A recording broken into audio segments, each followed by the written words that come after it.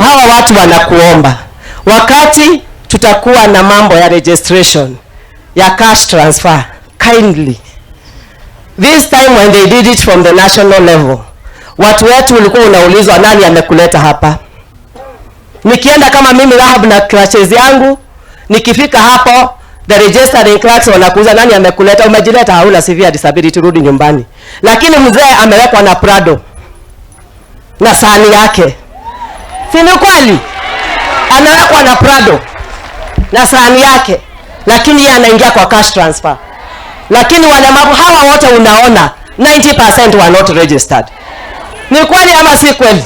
Hata hizi mijengo zote tunajenga ndani ya kaunti ya Kiambu, jengo lote la umma lazima liwe linazingatia kuhakikisha kwamba mtu yeyote ambaye ako na anaishi na ulemavu lazima aweze kuingia hiyo mahali. Nika people living with disabilities, kutoka leo mtakuwa mkipata basari zenu tofauti. Ndio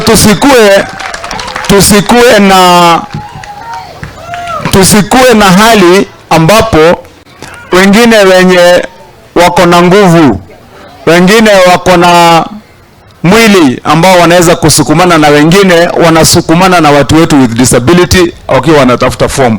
Sasa leo mtaenda nyumbani na form zenu 1200. Sisi ile bili imeletwa na Mheshimiwa Basha asubuhi na mapema tutaweza kuipitisha bila kusurutishwa, bila nini, ili nyinyi wananchi wetu mweze kupata ile faida. Ama namna gani? Mtu yeyote ambaye ana ulemavu hafai kulipishwa pesa ya leseni ya kufanya biashara hapa kaunti ya Kiambu.